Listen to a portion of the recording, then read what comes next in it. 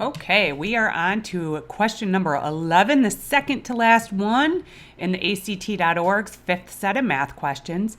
A cube with edges 1/2 inch long is shown below. So they drew a cube and they showed you that each one of these guys has a half an inch long. What is the length in inches of a diagonal that runs from one corner of the cube to the opposite corner? Now, the question is, do you remember what the equation is for the diagonal of a cube? So the diagonal of a cube is equal to the square root of 3 times whatever the side is, right? So then quickly you would see that it's answer choice E. But let's pretend for a second that you forgot that.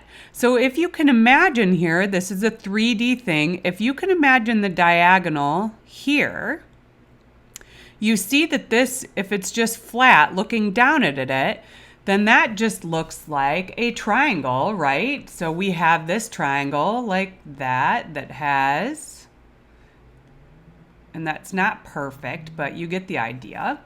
And so what we have here would be this triangle here, and this has a 1/2 inch, and this has a 1/2 inch, and so you know how to find this. That's using the Pythagorean theorem, right? So I have c squared is equal to 1/2 squared plus 1/2 squared, and c squared then is equal to 1/4 plus 1/4, which is 2/4, and I'm going to leave it like that so that when I take the square root, I have the square root of 2/2 is equal to c.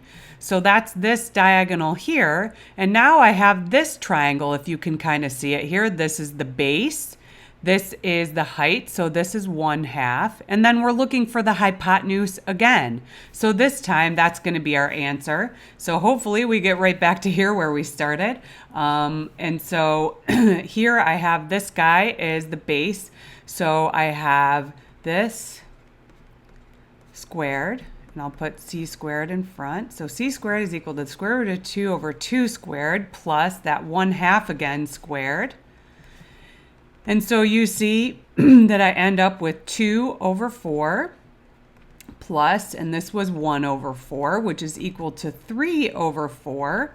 And when I take the square root of that, so c squared, take the square root of that, this new c is equal to the square root of 3/2. So indeed, answer choice E.